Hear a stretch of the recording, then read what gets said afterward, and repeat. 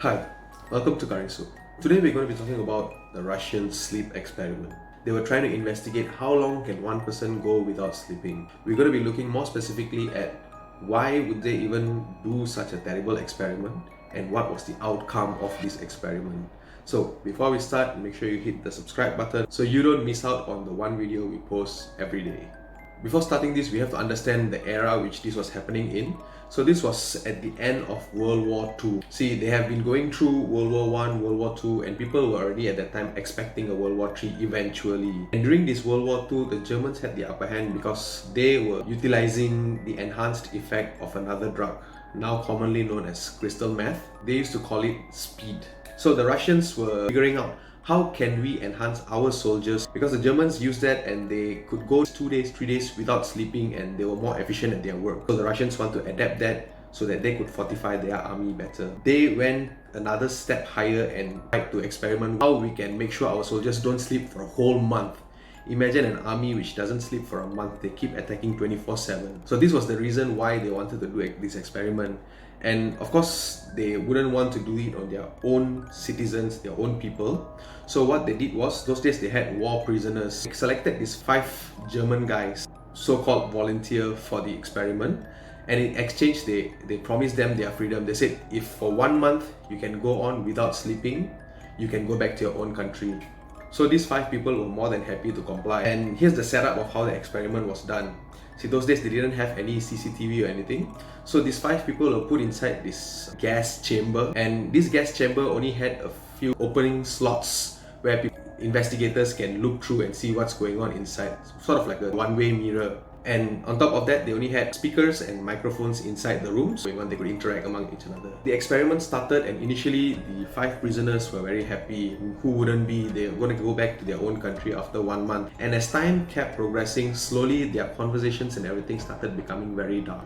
Around the 5th or 6th day, they started blaming each other, accusing each other, occasionally going to the microphone and whispering to the investigators, trying to put the blame on the other guy. Things were getting quite messy inside there. All the investigators could do was look from outside and listen to what they were saying. A few days after that, they totally stopped talking. All of them were silent until the 9th day, where one of the prisoners started screaming at the top of his lung. He screamed continuously for like 6-7 hours to the point where his vocal cord literally shattered. And the most interesting part about this is how the other inmates reacted to this guy screaming, or rather how they did not react to how he was screaming. They were completely apathic toward what was going on. And the second guy started screaming at the top of his lungs. At this point, the inmates started, because they were given all the comfort they could need, a bed, books to read, to pass their time. They tore the books and started sticking it on the one-way mirror so the investigators can't see what's going on inside. They use their own feces and whatever they can find there to stick on the mirror so no one can look at what's going on inside the chamber. And after that happened, complete silence. No one spoke, no one said anything. The investigators were blind. They couldn't see what was going on, the microphone wasn't working. And this went on for a few days. Initially, they suspected that maybe all of them inside are dead. But then they checked their oxygen consumption and it showed that the amount of oxygen used is equivalent to 5 people performing a strenuous exercise inside there. So finally, on the 16th day, the investigators did something they said they wouldn't do. They wanted to go inside the room. Initially, they spoke through the microphone to the prisoners there. They said, okay, we are going to be entering this room. Lie down on the floor and do not try to attack. Your compliance will earn you your immediate freedom back to your country. And that's where the most creepiest thing happened. From the microphone, one of the inmates from inside the room said, "We no longer wish to be free." The investigators were rather confused. So what they did was they flushed out all the gas from the room. And during this time, they could hear the inmates screaming from inside the room, "Stop flushing the air out. We need the gas. Just give us the gas and leave us alone."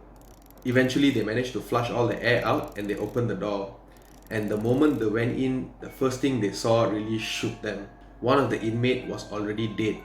And from the looks of it, it was self-inflicted wound. Pieces of skin were torn off from his body, parts of his organs were missing, and he was just lying dead there. And the others, same story.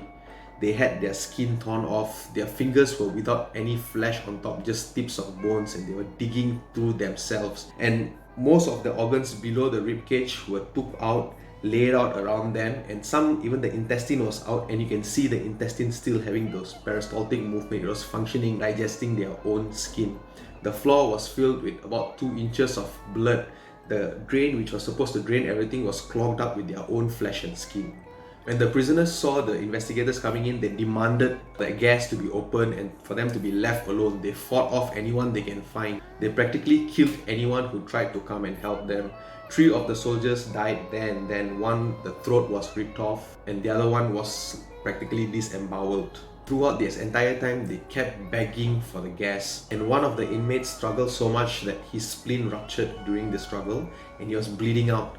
The investigators tried to sedate him, but somehow they were immune to morphine. They gave 10 times the allowed dose to him, but still he wasn't down. And even after blood completely ran out, his heart beat for 3 minutes and he was still struggling. And after the heart stopped for another 2 minutes, he kept fighting and asking for the gas. And his last words were, "Give me more, give me more." So the other 3 were somehow bound and brought to the operating theatre so that they could fix them up. So the first guy they tried to operate on, they tried to sedate him, but this group of people were totally immune to any sort of sedatives. He wouldn't go down. So they started pumping him in with large doses, and the moment his eyes closed, his heart stopped as well. Second in line was the guy who just ruptured his vocal cord. And every time the doctor brought forward the anesthesia, he kept shaking his head vigorously, saying he doesn't want, he just wants the gas.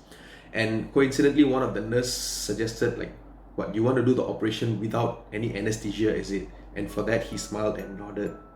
And as per his request, the doctor performed the surgery without any anesthesia. And throughout the surgery, he was awake and he was smiling eerily. Once the operation was over, he kept moving his hand as if he wants to write something down for them. And when the doctors gave him a board to write on, he wrote there, "Keep cutting." And for the third guy, they did the same. They operated on him without giving him any anesthesia. And throughout the surgery, he was laughing manically, asking them to cut more, that he wants the gas, kept asking for the gas over and over again. After this surgery was done, they were brought back into their chamber, and this time they were fitted with an EEG machine to monitor the brain waves. And you can see throughout this whole time they were struggling to stay awake. The guy who ruptured the vocal cord kept shaking his body, kept shaking his leg, kept tilting his body up so that he could stay awake, and his eyes kept fluttering. And the other guy kept humming very loud so that he wouldn't fall asleep. One thing they noticed was as they are struggling to stay awake, their brain waves were constantly going like very active and all of a sudden a deep sleep state, and then active again and a deep sleep state. And one of them, when finally they closed the eyes, the brainwave went from very active to deep sleep to eventually flatline, and he died there and then. At this point, the investigator, they already knew that something was very wrong, so they wanted to stop the experiment there and just euthanize these people. But the commanding officer at that time, directly from KGB, said, "No, this experiment must continue for a month. We must find a way to enhance our soldiers." So what he did was he asked the investigators to be locked inside the room with the prisoners. Just at the mention of it, one of the investigators took a gun and shot him right in his face. At this point, he was already very paranoid. He was scared that they would lock him inside, so he pointed the gun at the last remaining guy. He said, "No way am I gonna get locked in with monsters like you. What the hell are you?" And for that, the guy replied, "Have you forgotten so easily? We are you. We are the madness lurking in all, begging to be free at every moment in your deepest animal mind. We are what you hide from on your bed every night when you go to sleep. We are what you sedate every night when you go into your nocturnal heaven where we cannot thread. We are you." At the mention of this, the guy shot him right in the heart and killed him off. The reason I'm actually dictating this story to you is, to me personally, it's something interesting that I would like to know. Second, it's not fun conducting human experiments. There are a lot of guidelines to go through, and yet, even now, there are human experiments being done to war prisoners all over the world. So awareness about this hopefully could bring an end to that. And what I want to ask you is, what do you think actually happened there? What made them change? As you can see, the images I've been posting up, they don't look human at all. They're completely devoid of any human form. They look literally like monsters out of a scary book. So comment down below what your thoughts are, and as usual, wear your mask, sanitize and socially distance, and like and subscribe the video.